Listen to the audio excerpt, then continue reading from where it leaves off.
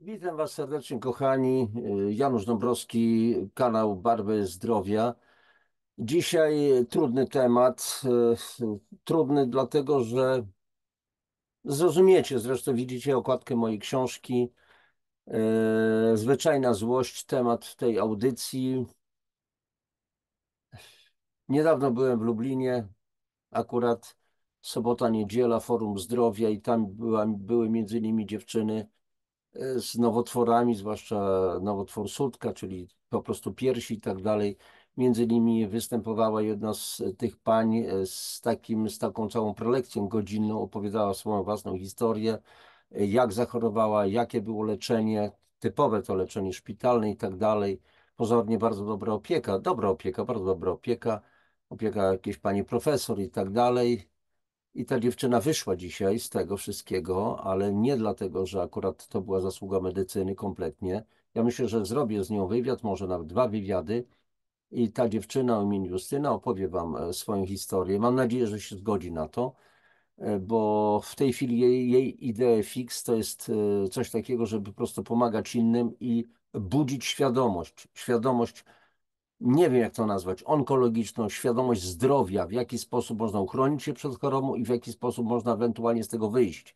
Bo pytanie, czy te metody, które oficjalnie funduje nam system, są skuteczne, czy też nie są skuteczne. Ja na moim kanale mam kilka audycji, bardzo poważnych audycji na ten temat i myślę, że pora zacząć od po prostu rozwalać ten temat, a tutaj na początek, żeby była dobra wejściówka, przeczytam wam jedno zdanie. Dlaczego? Dlatego, do czego to będzie się odnosiło. Taki mały komentarz do tego zdania. Bo po prostu, bo to jest nasze życie, to jest nasze zdrowie i mamy obowiązek i prawo o tym mówić bardzo wyraźnie, bez ogródek. Dlatego, że to, co nam jest oferowane w dziedzinie leczenia, czy tak zwanej profilaktyki onkologicznej, to w moim mniemaniu po prostu woła pomstę do nieba. Zacytuję słowa pastora Martina Luthera Kinga. Nasze życie zaczyna się kończyć wtedy, kiedy zaczynamy milczeć w ważnych sprawach. To jest nasza bardzo ważna sprawa.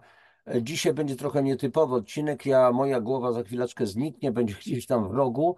Natomiast posłużę się wieloma cytatami z mojej książki, czy można chronić się przed chorobą nowotworową. To jest taki tytuł, wiecie, taki trochę bardzo delikatny, bo tu nie chodzi tylko o uchronienie się, ale jak wyjść z tego nowotworu, co jest przyczyną tych po prostu nowotworów, na czym polega profilaktyka w ujęciu systemu i tak dalej, i tak dalej. To wszystko jeszcze raz powtarzam, woła o pomstę do nieba, ale posłuchajcie, ponieważ będę chciał się posłużyć pewnymi cytatami, więc po prostu, o, dobrze, już mam mój tekst. Dobrze, tylko go troszeczkę przesunę. Będę bazował na fragmentach mojej książki. Teraz posłuchajcie. Chyba pierwszy rozdział z tej książki, prognozy. I tutaj zacznę od motta. Zwróćcie uwagę, posłuchajcie. Wrażenie masowości i wzrostu liczby nowych zachorowań na nowotwory wynika w dużym stopniu z poprawy diagnostyki. Lekarze są w stanie coraz częściej wychwycić nowotwór w początkowej fazie, co ułatwia wyleczenie i przedłuża życie pacjenta. Nie wiem, czy śmiać się, czy płakać. To jest taki portal www.zwrotnikraka.pl i śmieszno i straszno, chciałoby powiedzieć, bo okazuje się, że to wrażenie tej masowości, czyli ludzie 100 lat temu czy 50 lat temu też masowo umierali na nowotwory, chorowali, umierali, ale o tym nikt nie wiedział, więc umierali z jakichś innych chyba przyczyn. Natomiast dzisiaj już wiemy, że na nowotwory ludzie umierają, bo mamy lepsze metody diagnozy, zdiagnozujemy, no i mamy leczenie. Popatrzcie, może system może ułatwiać wyleczenie. Tak, zdarza się, że ludzie z nowotworów potrafią być wyleczeni i przedłużyć życie pacjentowi. Ale w jakich warunkach? Jakie to jest życie? Przedłużać za wszelką cenę w hospicjum? Czy o to chodzi?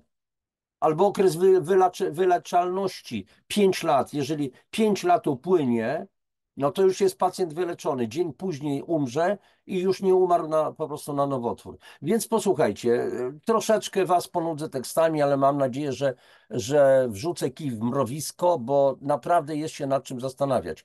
Posłuchajcie, Światowa Organizacja Zdrowia, WHO, o tutaj postaram się zakreślić ten tekst, e, ostrzega, że nadciąga tsunami zachorowań na nowotwory. W 2025 roku liczba przypadków tej choroby ma wzrosnąć z 14 milionów do 19 milionów rocznie.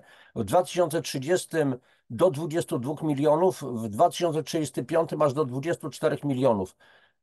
Prognozuje World Cancer Report 2014 rok. Posłuchajcie, te statystyki są już nieaktualne. Okazuje się, że już mamy 2024 rok, nie 2025 i nie mamy 14 czy 19 milionów rocznie przypadków, tylko 22 miliony. Możecie mi nie wierzyć, ale to można sprawdzić. I w 2030 roku prognozuje się, że będzie aż 35 milionów zachorowań rocznie, oczywiście na świecie. A więc o czym my po prostu mówimy?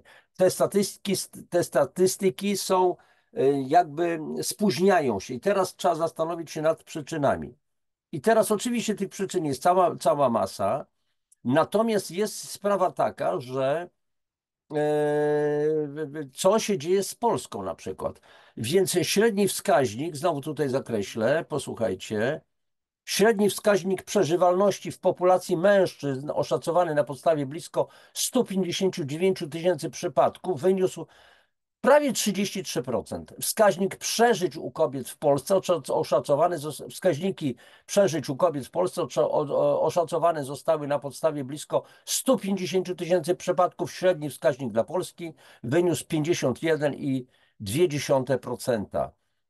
Oczywiście to są prace naukowe różnego rodzaju. To wszystko mam to w książce wyszczególnione, więc nie biorę tego tak sobie ad hoc, tylko na podstawie po prostu poważnych opracowań. Średni wskaźnik przeżywalności 33%, czyli 1/3 polskich mężczyzn przeżywa 5 lat. 5 lat, później już to nie wiadomo, natomiast 2/3 po prostu umiera.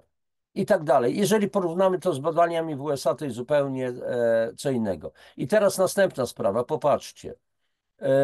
W 2016 roku liczba chorych zwiększyła się do 150 tysięcy, przepraszam, 180 tysięcy i nadal będzie rosnąć. W 2014 na nowotwory w Polsce chorowało 159,2 tysiąca osób. Teraz dalej. I Polska znajduje się w czołówce pod względem umieralności. Przed Polską w tej statystyce to jest Łotwa, Słowacja, a także Chorwacja, Litwa i Estonia. Najlepsze efekty lecznicze uzyskano w Szwecji, gdzie 65% pacjentów chorych na nowotwory w latach 2000-2007 przeżywało 5 lat. To jest taki okres 5-letni i tak dalej, i tak dalej. Więc słuchajcie, o co w tym wszystkim chodzi? Następne są takie tytuły. Czy wszyscy umrzemy na raka? Statystyki są przerażające. Do 2035 roku blisko 24 miliony ludzi na świecie będzie miało zdiagnozowany nowotwór. Jak już powiedziałem, te statystyki są już błędne. 35 milionów najnowsze statystyki. I teraz następna sprawa. Więc jeżeli jest tak źle, to co my możemy zrobić jako przeciętni Polacy? Oczywiście powinniśmy wykazywać duże zaufanie do lekarzy, do specjalistów, którzy pozornie są odpowiedzialni za nasze zdrowie, za nasze życie. Nic bardziej błędnego. Za moje życie, za moje zdrowie jestem tylko wyłącznie ja odpowiedzialny. Wyłącznie. Nie ma na co liczyć, tak prawdę mówiąc, a zwłaszcza na system. Są tutaj, żebyśmy się dobrze zrozumieli. Są wspaniali lekarze w Polsce, są wspaniałe pielęgniarki, niższy personel również, naprawdę z sercami, z serduchami. Natomiast ja mówię o systemie, który wielu lekarzom nie pozwala prawidłowo pracować, a nawet ci dobrzy lekarze są zmuszani niejednokrotnie do prowadzenia pewnych praktyk, które naprawdę wołają, jeszcze raz powtarzam, o pomstę do nieba. I teraz, jak podkreśla prezes Polskiej Unii Onkologicznej dr Janusz Meder, to właśnie z powodu raka będziemy umierać najczęściej. Czy jest jeszcze szansa, aby powstrzymać tę epidemię? I teraz w jaki sposób to mamy zapobiegać tej epidemii? Przede wszystkim, już tu mam cytat, dr Meder uważa, że dla osiągnięcia tego celu, czyli skutecznej walki z nowotworami, niezbędne jest zagwarantowanie odpowiednich środków finansowych. Jego zdaniem od tego przede wszystkim zależy uzyskanie zmniejszenia liczby zachorowań i znaczącej poprawy wyników leczenia chorych na nowotwory w Polsce. I teraz słuchajcie, jak słyszę takie słowa, czytam takie słowa, napisałem takie słowa jako cytat, no to znowu wzbudza to we mnie, naprawdę, sorry, ale dzisiaj będzie dość mocno, pieruńską złość. Dlaczego? Dlatego, że tylko jest kasa, kasa, kasa, nic poza tym. A może właściwa profilaktyka. Ale jeżeli profilaktyka, to słuchajcie, kochani, trzeba się cieszyć, bo w Polsce już wiele lat temu przyjęto pewną strategię walki z rakiem. O, tutaj strategia walki z rakiem na lata 2015-2024. To już mamy, ten rok się zaczął. Strategia będąca efektem prac i konsultacji całego środowiska onkologicznego w Polsce. A więc wypowiadali się i tworzyli strategię tylko onkologowie. A gdzie jesteśmy my, potencjalni pacjenci? Gdzie? Ci, którzy również mają wiedzę, którzy nie mają wiedzy. Dlaczego ich nie zapytano? A więc tylko onkolodzy. A ja mam naprawdę niezłe doświadczenia w zetknięciu z nimi i żebyście wiedzieli, jaka wiedza jest tych specjalistów na temat profilaktyki antynowotworowej, to jest coś przerażającego. I teraz słuchajcie, żebyśmy się dobrze rozumieli. Otóż dzięki temu, przepraszam, tak biegam z tym tekstem, ale trochę mi się tam myśli, że tak powiem, galopują dość mocno, więc ta strategia walki z rakiem w Polsce, inna sprawa, z nowotworami, każdy rak jest nowotworem, nie każdy nowotwór jest po prostu rakiem. To od tego trzeba zacząć. Więc proponowana strategia powstała na bazie wytycznych WHO, czyli Światowej Organizacji Zdrowia, bowiem narodowe programy zwalczania nowotworów definiowane są przez nią jako programy w zakresie zdrowia publicznego, mające na celu zmniejszenie zachorowalności i umieralności na nowotwory oraz poprawę jakości życia chorych na raka przez systematyczną i sprawiedliwą realizację strategii opartych na dowodach naukowych dotyczących zapobiegania, wczesnego wykrywania, rozpoznawania, leczenia i opieki paliatywnej przy jak najlepszym wykorzystaniu dostępnych zasobów. Dowodów naukowych. Wszystko to, co nie ma dowodów naukowych, zostanie wyrzucone. Można byłoby powiedzieć, no jasne, no przecież jeżeli coś nie ma dowodu naukowego, no to co? Ale ostatnie nasze 4 lata, w zasadzie od 2009 roku, to wydarzenie światowe pokazało, w jaki sposób są traktowane inne terapie, bardzo skuteczne walki z pewnym zagrożeniem, ale nie było na to dowodu naukowego. To dlaczego tego nie zbadaliście? Bo my głupotami się nie będziemy zajmować. Taki jest sposób myślenia. I teraz słuchajcie, i teraz jest sprawa taka,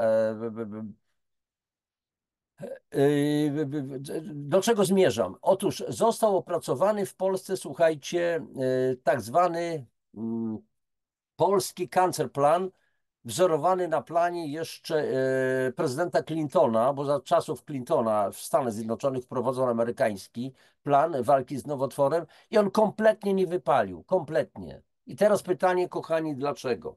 Przepraszam, że dzisiaj jest dość, że mam dzisiaj taki dość wysoki poziom emocji, ale ten temat nowotworów po prostu powoduje podwyższenie naprawdę ciśnienia. Chyba u każdego z was. Bo ja się często stykam z tego typu historiami. Mam również, prowadząc kompleksowy program zdrowia, mam do czynienia również z chorymi na nowotwory, którzy szukają ratunku. W dużej mierze te osoby, z którymi się zetknąłem, poprzez odpowiednie wspomaganie organizmu wyszły z nowotworów. To prawda. Miałem tylko jedną osobę, która zmarła, ale ona po prostu wchodziła w już takim bardzo zaawansowanym nowotworze i ja myślę, że ta osoba chciała po prostu zwyczajnie odejść z tego świata. Za dużo obciążeń psychicznych miała, rodzinnych, takich innych historii, ale też mniejsza z tym. I teraz posłuchajcie, kwestia jest jeszcze mentalności, bo jak to ten doktor cytowany przeze mnie wypowiada się więcej pieniędzy, więcej pieniędzy, więcej pieniędzy, zaraz powiemy, na co te pieniądze mają iść. I teraz popatrzmy, wypowiedź doktora Denisa Parsonsa Burkitta, odkrywcy tak zwanego chłoniaka. Burkitta był znany bardzo brytyjski lekarz, już nieżyjący. Wyobraźcie sobie kurek otwarty, z którego wciąż wycieka woda do basenu czy wanny.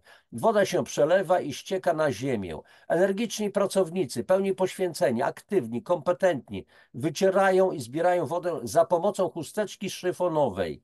Żadnemu nie przyjdzie na myśl, aby zakręcić kurek. Ten upływ wody, przepraszam tutaj za te zakreślenia, problemy troszeczkę, ten upływ wody to są choroby, którymi zapełnione są szpitale. Ludzie, którzy wodę usuwają, to lekarze, chirurdzy, którzy operują wyrostki, naczynia krwionośne, hemoroidy i tak dalej. Nic nie zrobią, by zamknąć kurek. Dlaczego? Bo za zamknięcie kurka płaci się 4 razy mniej niż za wytarcie podłogi.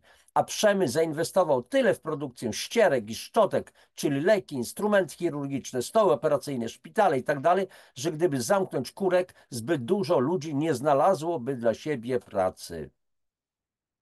Dr Dennis Parsons Burkitt, bardzo znana postać. Warto się nim zainteresować w ogóle. I jeszcze jeden cytat. Lekarz w zachodnim świecie nie jest szkolony, aby wyleczyć jakąkolwiek formę choroby. Jest jedynie wyszkolony, aby wpłynąć na objawy przy użyciu leków, aby stłumić te symptomy z nadzieją, że ciało wyleczy się samo w tym czasie tłumienia objawów. To była audycja, słuchajcie, audycja na kanale YouTube. Guzy nowotworowe są zbudowane z toksyn. Dr Leonard Caldwell. Jeszcze z 2011 roku warto tą audycję znaleźć, o ile ona jest. I teraz posłuchajcie, następna sprawa. Otóż chodzi o ten nasz polski narodowy program zwalczania chorób nowotworowych na lata 2016-2024. Co on dał? Co on dał? Słuchajcie, kochani. W tej chwili na choroby nowotworowe zachorowuje rocznie prawie 200 000 ludzi, z tego około 100 000 ludzi rocznie umiera. Ciągle jest tendencja wzrostowa. W 2035 roku najprawdopodobniej będzie zachorowywać w Polsce o 100 000 więcej, czyli 300 000 ludzi. I jeżeli te 200 000 ludzi podzielicie na 360, przepraszam, tych umarłych, 100 000 ludzi umierających rocznie, podzielicie na 365 dni, to policzcie, ile umiera dziennie. To jest tak, jakby się roztrzaskiwał jeden potężny samolot z pasażerami na pokładzie. Kilkaset osób. Nikt nie ściąga wówczas flag państwowych do połowy masztu ze względu na żałobę. Nikt, bo ci chorzy umierają w wielu miejscowościach w Polsce. Ale to jest kilkaset osób. I teraz posłuchajcie dalej. Narodowy Program Zwalczania Chorób Nowotworowych, cele programu. Bo zobaczcie, jakie to jest coś szczególnego.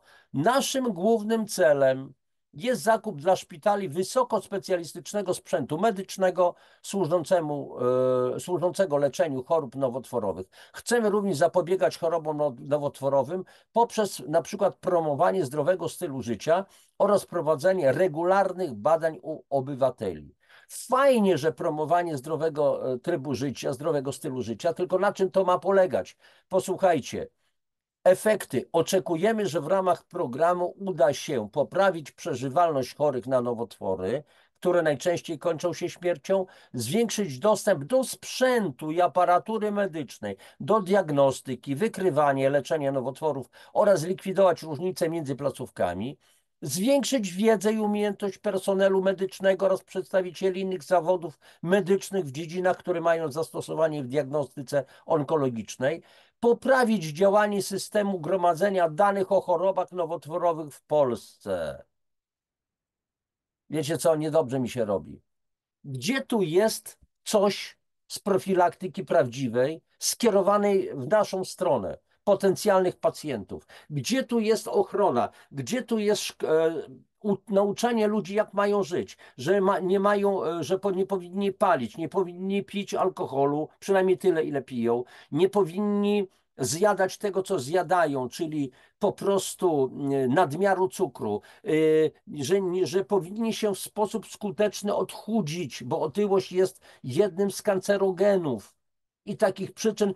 Dlaczego się nie mówi o wpływie pól magnetycznych, kancerogennego wpływu, tych sztucznie generowanych pól magnetycznych i tak dalej, i tak dalej. O tym się nic nie mówi. Ani w żadnej szkole, ani na uczelniach medycznych kompletnie. O tym, czy się mówi o tym, że w jaki sposób woda, która jest nasycona wielopierścieniowymi węglowodarami aromatycznymi, dioksynami, całą tą chemią, pestycydami, nie ma wpływu na powstawanie nowotworów, kochani? Nie ma to wpływu? Co lekarze na ten temat wiedzą? Ja z wieloma dyskutowałem. Przepraszam, ale z pełnym szacunkiem dla wielu lekarzy, oni nie mają o tym nawet zazielenionego pojęcia. A o sposobie odżywiania w trakcie nowotworu to samo. Właśnie na tym szkoleniu, na tym forum zdrowia, o którym na początku audycji mówiłem, dziewczyna, która wyszła z raka, mówi: słuchajcie, na korytarzach dla dzieci nowotworowych stoją pojemniczki z cukierkami po to, żeby osłodzić im życie w chorobie nowotworowej. Więc posłuchajcie, no taki konkretny skrót. Zobaczcie, jak to ma wyglądać. Podejrzenie nowotworu, czy najpierw musimy wcześniej wykryć. Jak się wcześniej wykryje, rozpozna się, to podejmiemy leczenie. A jakie leczenie? Swego czasu pani doktor Brygida Adamek, u której wielokrotnie bywałam na wykładach, mówiła, co my oferujemy jako lekarze? Triadę. Wytnij, otruj, spal. Tylko te 3 metody. Jeszcze będziemy o tym mówić. Zresztą pod tą audycją ja po prostu podam linki do innych moich audycji na temat nowotworów, więc zorientujecie się też, jak to po prostu wygląda. I to tworzy etapy choroby nowotworowej, odcinki drogi, którą kroczy pacjent onkologiczny w systemie opieki zdrowotnej. Na końcu ewentualnie albo rehabilitacja, a więc jeżeli wytnie się węzły chłonne, na przykład kobiecie, a więc na przykład usunie się piersi, mastektomia, powycina się węzły chłonne, to później musi być rehabilitacja. Jeżeli już do tej rehabilitacji nie dojdzie, to oczywiście jest tylko opieka paliatywna w hospicjum. I to jest wszystko. Słuchajcie, naprawdę, przepraszam, ale ulewa mi się, po prostu ulewa się. Więc Polish Cancer Plan, o proszę bardzo, ja nie będę tego wszystkiego czytywał. Tu jest, słuchajcie, 30, przepraszam, punktów. 30 punktów słuchajcie, tej strategii walki z rakiem w Polsce. Jest chyba tylko 1 czy 2 punkty, tak bardzo delikatnie, żeby coś dać nam, Kowalskim, co moglibyśmy ewentualnie robić w tej dziedzinie. Ale nie ma nic. O, jest promowanie zdrowego sposobu odżywiania oraz aktywności fizycznej. Ale co to oznacza? Jeżeli ja słyszę lekarza, który człowiekowi z nowotworem na pytanie, co on ma jeść, mówi wszystko. Ale panie doktorze, ja słyszałem, że tylko przede wszystkim warzywa, żeby odstawić cukier, mięso, twarogi. Kto panu takie bzdurne opowiadał? To jest to, co my chcemy promować, jaki zdrowy styl życia, jakie zdrowe odżywianie. To jest właśnie to. Słuchajcie, pytanie, czy istnieją inne metody? Tak, to jest zmiana naszego stylu życia. Na czym to polega? Przede wszystkim na wspomaganiu organizmów, które są dzisiaj już zatrute, zatoksycznione, które w dużej mierze, i to jest w dużej mierze po prostu przyczyna nowotworów. O czym tu się mówi? Jeżeli lekarze, ogromna większość lekarzy mówi, zakwaszenie nie istnieje. To jest jakiś wymysł, to jest jakieś kretyństwo, to jest jakiś idiotyzm. Ci, którzy to propagują, to tylko chodzi im o to, żeby sprzedawać jakieś suple i na tym pieniądze robić. Przepraszam bardzo, a jakie w tej chwili najwięcej reklam w telewizji po prostu leci, że tak powiem? To są przez wszystko leki. Zdarzają się suplementy nie najwyższej jakości, tak prawdę mówiąc, i na tym przemysł zarabia. Na urządzeniach, na innych rzeczach, na szkoleniach lekarzy i tak dalej, i tak dalej. Gdzie tu jest mowa o prawdziwej profilaktyce, o prawdziwym wspomaganiu organizmu? Jeżeli nie wiemy, o co chodzi, to wiadomo, że chodzi o pieniądze. Kochani, przepraszam za ten wysoki poziom emocji, ale ostatnio mi się nazbierało różnych tego typu rzeczy i nie będę po prostu poprawnie polityczny, bo trzeba zacząć mówić. Nie wiem, co się stanie być może z tą audycją, bo być może ona wyparuje gdzieś tam, ale mam nadzieję, że nie. Na zakończenie, jeżeli my nie zadbamy o siebie, to nikt o nas nie zadba. Niedługo zacznę robić takie jakby audycje, nie audycje dotyczące świadectw, konkretnych świadectw, nie gadające głowy, ale badania, a więc konkretne dokumenty medyczne. Będziecie mieli okazję zapoznać się z tym. Jeżeli ktoś będzie chciał, to oczywiście możemy rozmawiać, jakieś po prostu konsultacje, informacje. Ja nie biorę za to żadnych pieniędzy.